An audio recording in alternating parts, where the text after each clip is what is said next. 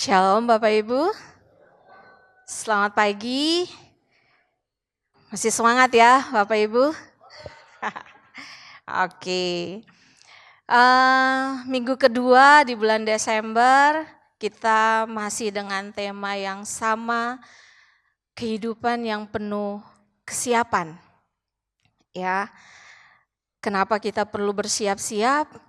Karena kita nggak tahu waktu itu kapan bagi kita. Ya, ada banyak hal dalam kehidupan kita yang bisa terjadi di luar perencanaan kita, di luar apa yang kita inginkan. Oleh sebab itu persiapan itu perlu, ya. Kita perlu persiapan bukan cuma secara jasmani atau fisik saja, tapi secara rohani pun kita perlu mempersiapkan diri kita. Ya, saya mencatat dari apa yang saya dapat di minggu pertama bahwa hidup penuh dengan kesiapan itu berarti kita menyadari bahwa kita ini terbatas. Kita melakukan sesuatu itu kita tidak bisa sendiri. Kita butuh Roh Kudus menolong kita, memampukan kita. Ya, jadi kita perlu berjaga-jaga dalam kehidupan kita.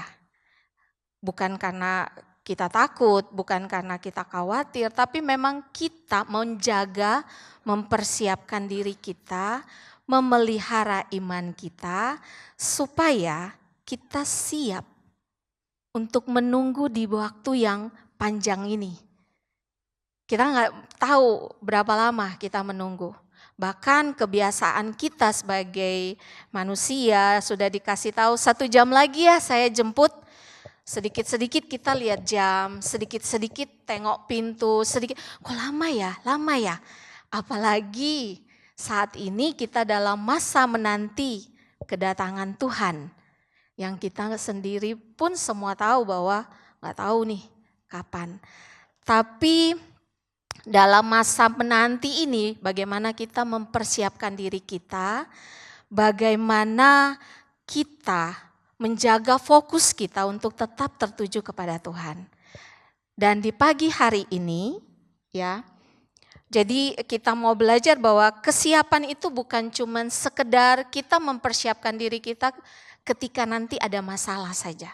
Tapi kita siap untuk menanti kedatangan Tuhan, siap menerima berkat yang besar yang Tuhan sudah janjikan buat kita semua ketika kita melewati semua proses dalam kehidupan kita ini, dalam masa-masa menunggu ini. Ya, dan pagi ini saya mau berbagi buat kita semua untuk kita belajar berjaga-jaga, menjaga pelita kita untuk tidak padam. Ya, saya mau kita belajar sama-sama di pagi hari ini. Ayat ini sudah sering kita baca, kita dengar, bahkan dari kita sekolah minggu kita sudah sering dengar bahwa kita harus jaga-jaga, kita harus bersiap karena Tuhan akan datang sebentar lagi. Tentang kedatangan Tuhan ini dari saya masih sekolah minggu sampai sekarang pun saya belajar untuk dengar tentang hal ini dan kita sudah sering dengar, tapi izinkan saya berbagi apa yang saya dapat untuk kita semua dan kita semua belajar untuk menjaga agar pelita dalam kehidupan kita, pelita hidup kita ini tidak padam, tapi tetap menyala dalam masa penantian sampai Tuhan datang, pelita kita tetap menyala. Saya angkat dari kisah gadis bodoh dan gadis bijaksana.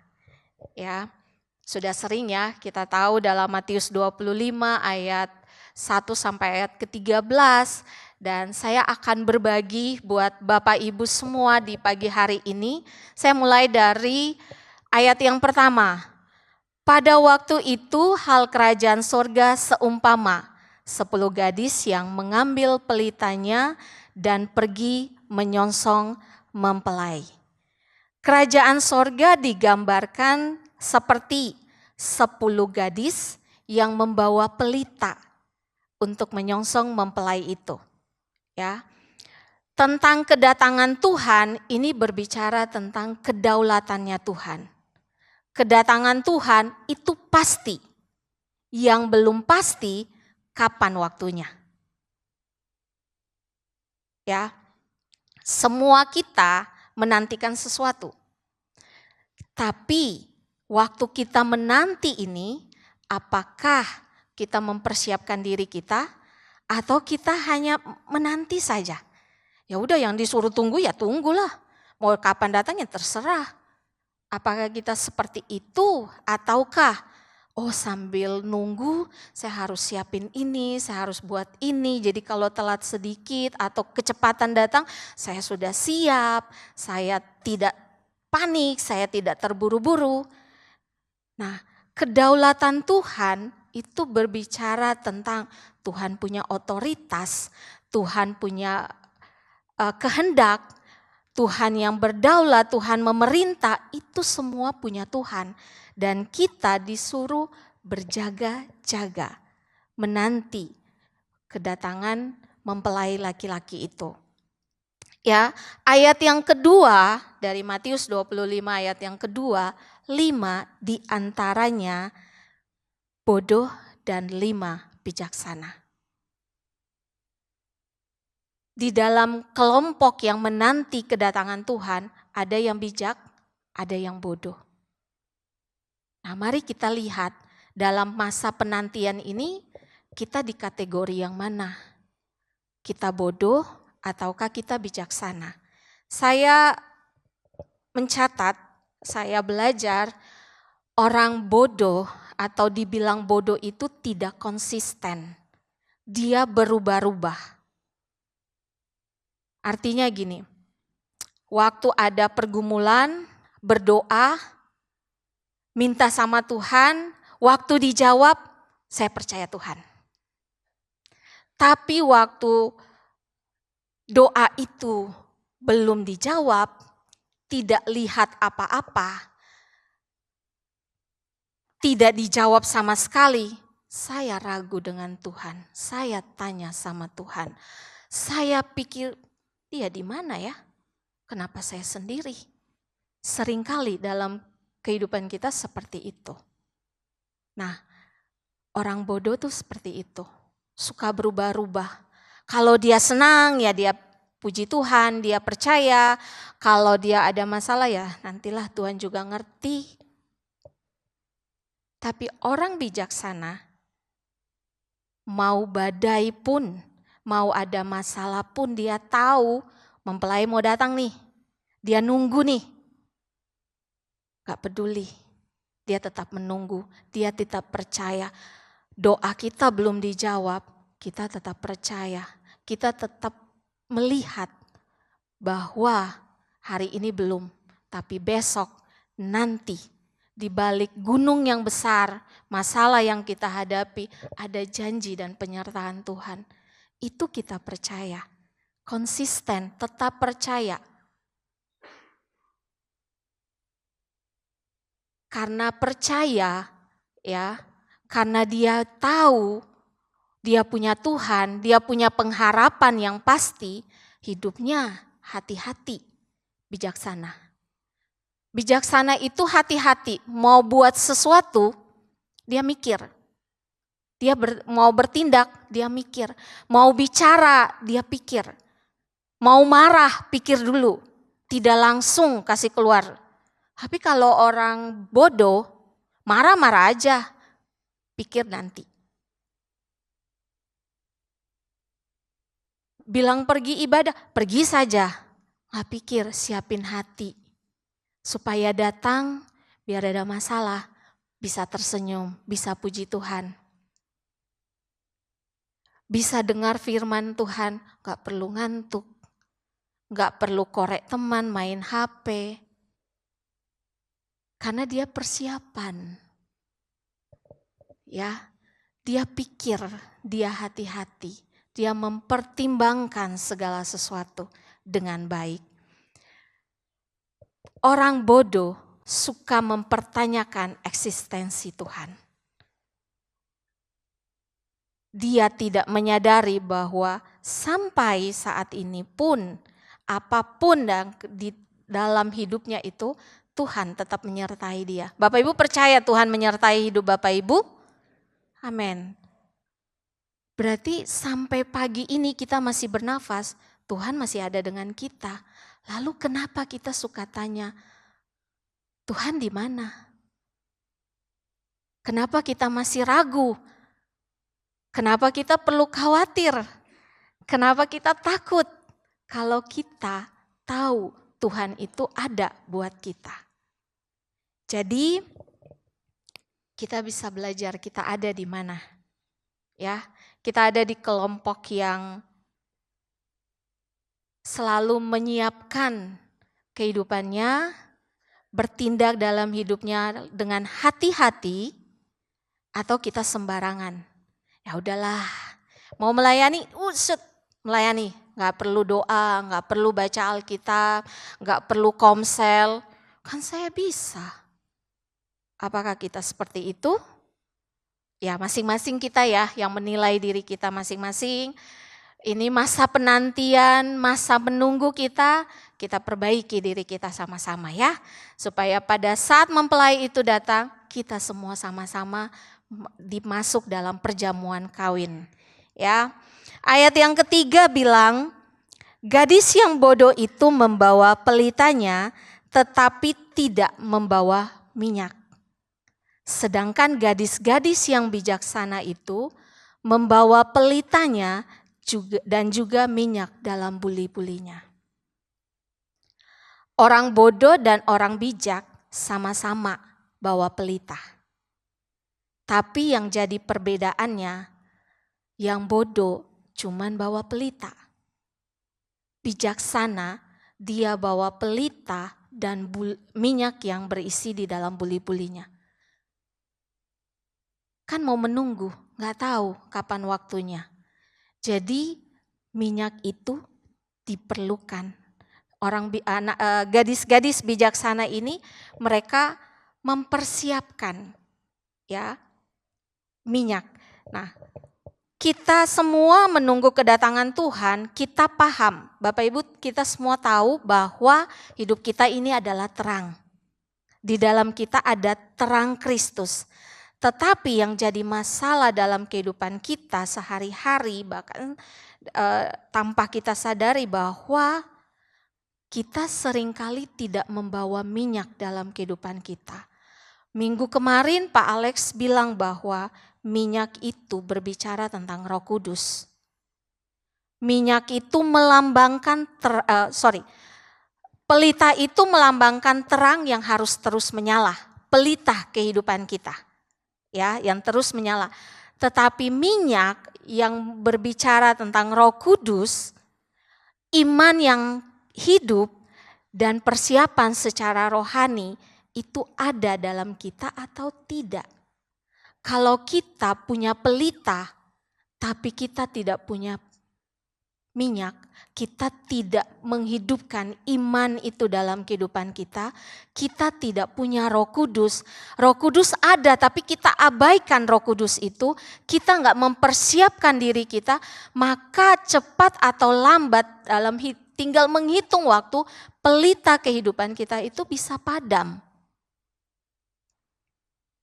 Nah, supaya pelita kehidupan kita itu tidak padam, kita perlu minyak. Minyak seperti apa yang perlu saya dan Bapak Ibu kita persiapkan, kita bawa supaya pelita dalam hidup kita, kehidupan kita ini tetap menyala, tetap bersinar, tetap memancarkan cahaya buat banyak orang dalam kehidupan kita. Yang pertama saya catat, pelita kita akan tetap menyala apabila kita menyediakan minyak. Minyak yang pertama itu adalah minyak yang murni. Minyak yang murni saya renungkan itu berbicara tentang firman Tuhan. Kita dengar firman Tuhan, kita terima firman Tuhan, tidak dicampur dengan ajaran-ajaran yang menyesatkan. Atau dengan tradisi, kebiasaan-kebiasaan, tapi murni firman Tuhan yang kita dengar. Artinya kita perlu baca firman. Tidak cuma sampai dibaca, renungkan firman Tuhan itu. Catat, baca, perkatakan, lalu kita melakukan firman itu dalam kehidupan kita. Karena firman Tuhan yang kita baca, yang kita dengar, yang kita renungkan, itu bisa berbicara buat kita, untuk mengingatkan kita, untuk menasehatkan kita, untuk memperbaiki kita, memurnikan kita, supaya kita tetap mengisi pelita kita itu dengan sesuatu yang murni. Sesuatu yang murni, yaitu firman Tuhan. Dan selama ada kemurnian, pelita kita tetap menyala. Tapi kalau pelita itu diisi dengan minyak yang ada campuran. Campurannya apa? Ada endapan sakit hati, kepahitan, kebencian, iri hati, ada dosa, ego kita, kekhawatiran kita, ketakutan dalam kehidupan kita, maka pelita itu tidak bisa menyala dengan baik. Dia akan redup kalau masih ada campuran-campuran itu. Jadi singkirkan, bereskan, tinggalkan segala kepahitan, kesombongan, kotoran-kotoran, campuran-campuran yang bisa membuat kita tidak bisa bersinar dengan baik. Pelita kita nantinya redup atau padam, itu perlu disingkirkan. Nah, supaya jangan ada campuran, jangan ada itu, kita tetap butuh firman Tuhan. Kita perlu merenungkan, mendengarkan, baca, pelajari lagi tentang kebenaran firman Tuhan, ya. Dan kita mendengarkan firman Tuhan itu dengan hati yang bersih. Ketika kita mendengar dengan hati yang bersih, pengertian yang baru, itu bisa kita terima. Dan pengertian itu membantu kita untuk hati-hati dalam bertindak. Hati-hati dalam berkata-kata. Hati-hati dalam kehidupan kita ini.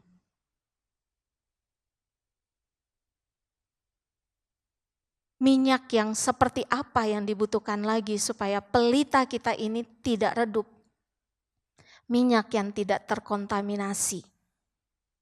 Minyak yang tidak ada, kehidupan kita nggak perlu bercampur dengan pengaruh-pengaruh dunia, ajaran-ajaran dunia yang menyesatkan. Bukan berarti kita nggak peduli dengan, kita perlu. Makanya kita butuh firman. Supaya firman Tuhan itu kasih pengertian dan kita bisa membedakan ini baik, ini tidak. Saya harus bagaimana? Kalau saya hidup di tengah-tengah dunia ini, saya mau bagaimana? Itu perlu. Ya, supaya kita hidup kudus. Firman Tuhan itu menolong kita untuk menguduskan kita tetap kudus dalam masa penantian ini, kita isi pelita kehidupan kita itu dengan minyak yang benar. Minyak yang murni, tidak ada campuran, tidak terkontaminasi, berarti punya kualitas yang bagus. Ya.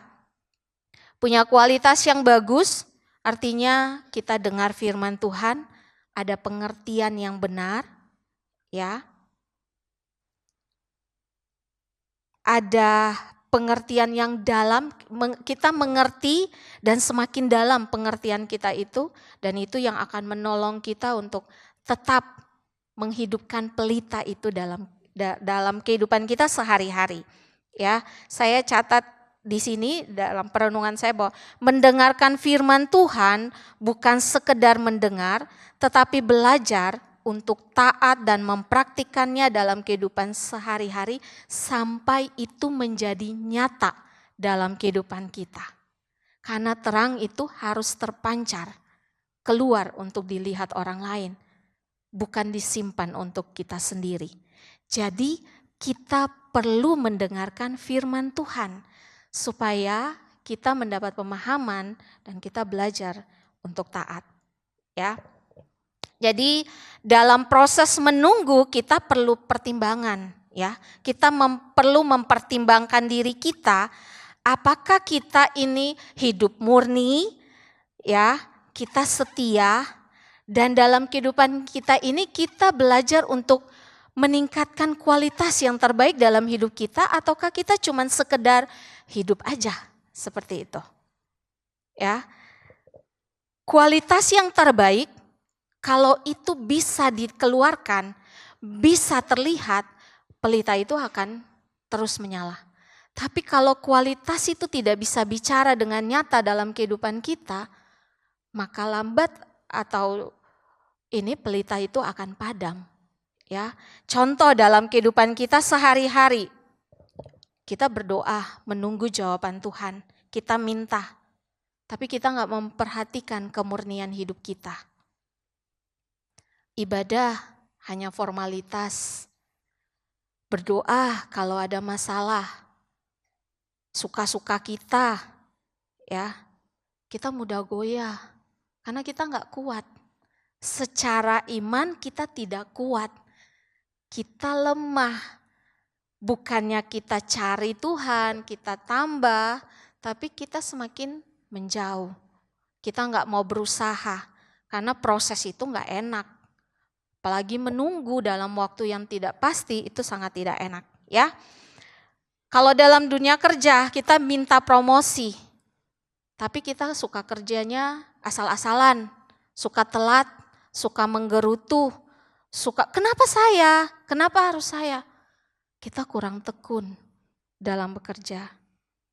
Banyak orang menunggu berkat atau kesempatan besar dari Tuhan, tapi dalam keseharian tidak memperhatikan kemurnian dan kualitas dalam kehidupannya. Tidak bertindak hati-hati dalam kehidupannya. Nah, kita perhatikan pelita kita isinya minyak yang bagaimana. Ya, Bapak Ibu, kita menunggu. Dalam masa menunggu ini kita bijaksana ataukah kita ada dalam kategori orang bodoh? Kita punya pelita, tapi ada bawa minyak atau tidak? Minyak yang kita bawa itu harus murni, punya kualitas yang bagus, dan tidak boleh bercampur dengan apapun, nggak boleh terkontaminasi supaya terang itu semakin memancar. Ya, pelita tidak akan menyala kalau kita tidak menjaga hidup kita dengan begitu rupa, ya, kalau kita masih terkontaminasi dengan dosa dan pelanggaran dalam hidup ini, ya, kita masih biarkan dosa mengendap dalam kehidupan kita. Yang tadi saya bilang masih ada ego, kesombongan dan lain-lainnya itu, ya, kalau itu masih mengendap, masih ada dalam kita, maka pelita kita itu tidak bisa bersinar, tidak bisa menyala dengan baik. Tapi kalau kita jaga dengan hidup yang tetap bersih, kita taat kepada kebenarannya, pelita itu akan terus menyala. Ya, lanjut ayat 5 bilang, tetapi karena mempelai itu lama, tidak datang-datang juga, mengantuklah mereka semua lalu tertidur. Di sini menunggu itu ujian untuk meningkatkan kualitas iman kita. Menunggu itu masa ujian, apakah kita masih tetap setia, percaya dalam masa ini, ataukah kita menyerah. Karena kita menunggu ini cukup panjang, ya. Menunggu ini juga masa untuk kita, kesempatan untuk memelihara, memperbaiki, menyiapkan diri kita lagi, ya. Kita lebih berjaga-jaga lagi menanti kedatangan mempelai itu. Ya, karena ayat 6 dan ayat 6 bilang, waktu tengah malam terdengarlah suara orang berseru. Mempelai datang, songsonglah dia. Gadis-gadis itu pun bangun lalu membereskan pelita mereka. Kedatangan mempelai itu secara tiba-tiba. Ya, di waktu yang tidak terduga, ia melambangkan ini tentang sering dibilang di dalam 1 Tesalonika 5 ayat 2, saya catat di situ bahwa kedatangan Tuhan itu seperti pencuri di malam hari.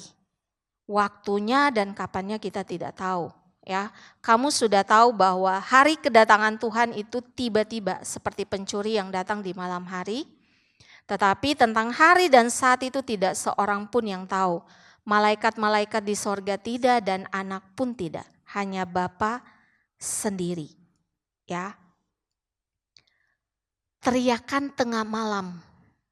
Saya renungkan ini, saya dapat kata ini, artinya begini. Kadangkala kita sudah dengar firman Tuhan, kita baca secara pribadi, kita juga dengar khotbah di gereja, dengar sharing di Komsel, mungkin waktu kosong kita banyak, kita bisa dengar firman Tuhan lewat YouTube dan masih banyak media-media sosial lain lagi, kita sering dengar, tapi kita suka mengabaikan. Padahal apa yang kita dengar itu sebagai sebuah seruan untuk bangun lalu mempersiapkan diri. Kan tadi di ayat ayat ke-6 bilang waktu tengah ke-7. Gadis-gadis itu pun bangun semuanya lalu membereskan pelitanya. Ya. Mereka bangun. Panggilan itu untuk membangunkan, mempersiapkan pelitanya. Jadi panggilan Tuhan akan datang kepada setiap kita, semua orang, dan setiap kita akan diuji. Yang membedakannya, apakah kita bangun saja, atau kita bangun dan mempersiapkan pelita.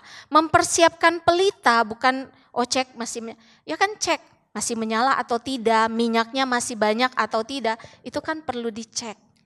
Kita dengar firman Tuhan, kita dengar perkataan-perkataan profetik mungkin, yang dari orang lain yang memperkatakan tentang ini, tentang itu, untuk diri kita harus perbaiki diri kita. Apakah kita bangun dan kita koreksi diri kita perbaiki, ataukah kita cuma dengar sebagai oke, itu saja, ataukah tidak? Ya, jadi panggilan untuk bangun itu supaya kita bangun, bereskan pelita kita itu supaya kita bebas dari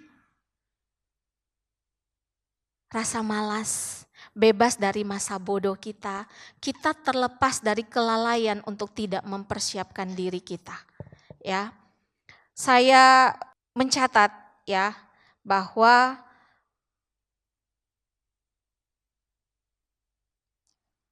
kedatangan Tuhan, apa yang kita sudah dengar tentang kedatangan Tuhan ini menjadi bukan sesuatu yang menakutkan buat kita, tapi kita belajar untuk mempersiapkan diri kita supaya kita tidak tertinggal. Nah, ayat selanjutnya ini masalah mulai terjadi kalau tidak ada persiapan dalam dirinya.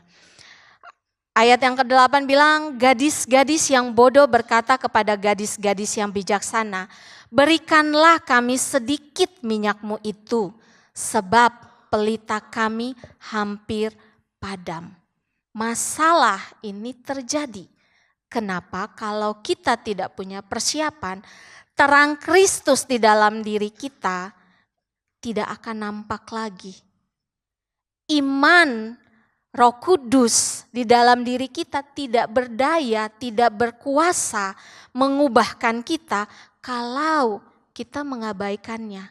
Kita tidak melibatkan Roh Kudus bekerja dalam diri kita. Kita sering mengabaikannya. Kita pakai kekuatan kita. Kita pakai pengertian kita. Maka terang itu semakin hari semakin redup. Karena yang kita pakai adalah kekuatan kita. Bukan Roh Kudus.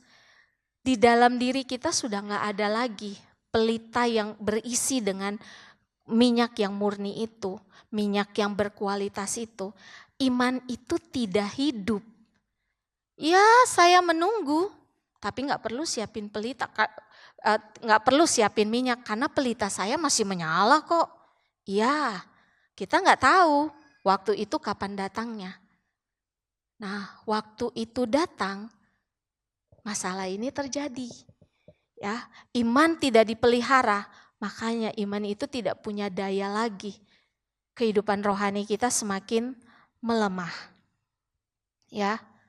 Dan itu yang menjadi masalah buat gadis-gadis bodoh. Karena mengabaikan apa yang tadi di awalnya bilang.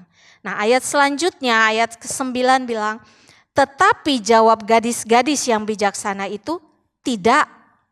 Nanti tidak cukup untuk kami dan untuk kamu. Lebih baik kamu pergi kepada penjual minyak dan beli di situ. Artinya begini, saya renungkan bahwa setiap kita bertanggung jawab atas hubungan kita dengan Tuhan. Setiap kita bertanggung jawab dengan setiap apa yang kita punya dalam hidup kita. Kesiapan itu bersifat pribadi. Saya nggak bisa, minta tolong ya, kamu siapin ini karena saya butuh ini, nanti saya akan nyala. Nggak bisa. Yang tahu kebutuhan kita, yang tahu kemampuan kita sendiri. Kita perlu persiapan. Kita nggak bisa pakai persiapan orang lain, kita nggak bisa pakai iman orang lain untuk saya melangkah, untuk saya berjalan. Kesiapan nggak bisa dititipkan atau dipinjam. Pinjam dulu minyakmu. Ya, gadis bijaksana dia udah pikir, dia sudah siapkan, dia sudah tahu. Kan kita menunggu, nggak tahu nih kapan. Ya udah, saya bawa minyak di buli-buli itu, saya siapin. Jadi waktu gadis-gadis bodoh itu pelitanya hampir padam, mereka minta, gak bisa. Karena ini cukup untuk kami, tidak cukup untuk berbagi dengan kamu. Ya, tanggung jawab tidak bisa digantikan. Kita masing-masing yang harus mempersiapkan. Gadis bijaksana menolak memberikan minyaknya karena persiapan rohani, itu tanggung jawab kita sendiri. Ya, tanggung jawab pribadi masing-masing. Iman, kesetiaan, dan ketekunan kita gak bisa kita bagi atau kita transfer buat orang lain. Tapi iman, kesetiaan, dan ketekunan kita bisa jadi contoh, bisa jadi teladan, bisa memancarkan sinar untuk orang lain belajar mempersiapkan dirinya. Untuk orang lain belajar, saya harus punya iman yang seperti ini. Saya harus taat seperti ini. Saya harus bisa tekun, saya bisa. Kalau dia bisa, saya juga harus bisa. Harusnya seperti itu. Dalam masa penantian kita belajar, kita harus jadi gadis yang bijaksana. Ya, supaya masalah yang kedua itu juga tidak terjadi dalam diri kita masing-masing dalam masa penantian. Karena kalau Tuhan datang, ayat yang ke-10 dan 11 bilang, akan tetapi waktu mereka sedang pergi untuk membeli minyak, datanglah mempelai itu dan mereka telah siap masuk bersama-sama dengan dia ke ruangan perjamuan kawin. Yang masuk gadis bijaksana karena mereka siap. Lalu pintu ditutup. Kemudian datang juga gadis-gadis yang lain itu dan berkata, Tuan, Tuan, bukakanlah kami pintu. Masalah yang kedua buat gadis bodoh, yang pertama hampir padam pelitanya. Yang kedua, dia tidak ikut dalam perjamuan kawin. Pintu sudah ditutup, sudah terlambat. Nah, di sini yang jadi poinnya buat kita bisa belajar lagi ya Bapak Ibu, ada batas waktu dalam persiapan. Gadis gadis-gadis bodoh ini baru sadar, baru tahu, baru mengerti waktu mempelai itu datang. Dan itu terlambat. Ayat ini kalau kita baca dan bisa kita ajar untuk diri kita sendiri masing-masing bahwa mempersiapkan diri, ya, kita dikasih kesempatan untuk mempersiapkan diri itu sebelum kedatangan Tuhan. Sebelum mempelai datang, kita perlu mempersiapkan diri sebelumnya. Bukan pada saat mempelai itu datang, baru kita mempersiapkan diri. Bukan seperti itu. Gadis-gadis bodoh panik, takut. Aduh ini bagaimana? Waktu mempelai datang, akibatnya mereka nggak bisa masuk. Pintu sudah ditutup. Dan kalau pintu sudah ditutup, nggak ada satupun yang bisa buka pintu itu. Ya. Jadi kalau kita tidak siap, maka pintu itu akan tertutup selamanya untuk kita. Jadi selama ada kesempatan, mari kita semua memperbaiki diri kita. Ya. Gadis bijaksana melambangkan orang-orang yang percaya, yang kehidupannya setiap hari dia memelihara imannya. Dia hidup dalam ketaatan, ada ketekunan walaupun banyak yang harus dia kerjakan, banyak yang harus dia persiapkan, banyak yang harus dia lewati. Tapi dengan ketekunan, kesetiaan, dia memelihara imannya. Dia tetap terhubung dengan Tuhan. Dan pintu kesempatan itu kalau sudah tertutup, kita tidak bisa masuk. Jadi mari kita siapkan hati kita siapkan hidup kita dalam masa-masa menanti ini, kita mempersiapkan diri kita supaya pada saat itu datang, kesempatan itu datang, kita tidak terlambat, kita tidak ketinggalan. Bagaimana kita sudah berdoa, kita baca Alkitab, tapi kalau tidak serius lalu kita tertinggal, kan sayang gitu ya.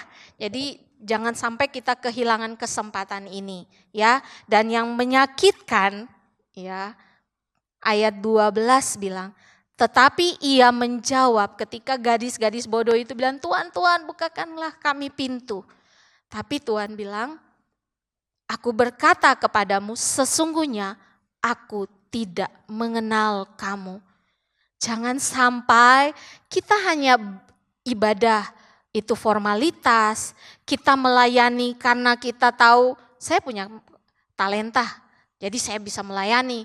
Tapi kita tidak pernah mempersiapkan pelita yang berisi dengan minyak yang tetap murni, berkualitas itu dalam kehidupan kita. Sampai pada akhirnya dibilang, aku tidak kenal kamu.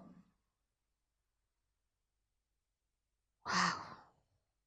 Kata mengenal di sini, saya renungkan bahwa bukan cuma sekedar tahu nama, tahu siapa, tapi benar-benar mengenal karena memiliki hubungan yang intim. Memiliki hubungan yang bukan karena saya lagi ada kebutuhan, saya deket nih, saya cari nih Tuhan. Tapi mau apapun yang terjadi, sakit pun, capek pun, kita belajar untuk membangun hidup kita dengan Tuhan. Kita belajar untuk tetap terhubung. Ada hubungan yang berkesinambungan dengan Kristus. Enggak terputus, tapi terus dalam kehidupan kita. Kita tetap membangun, kita tetap terhubung kapan saja. Dan hubungan kita dengan Tuhan itu menolong kita untuk tetap memiliki iman yang teguh. Untuk memiliki kemurnian hati, supaya kita bisa mempersiapkan diri kita ini dengan lebih baik lagi. Dan ayat yang ke-13 ditutup dengan, berjaga-jagalah sebab kamu tidak tahu bahwa hari maupun saatnya. Kita gak pernah tahu, gak tahu kita semua. Tapi ini kesempatan buat saya dan Bapak Ibu, buat kita semua yang dengar ini pagi hari ini, kita belajar mempersiapkan diri kita.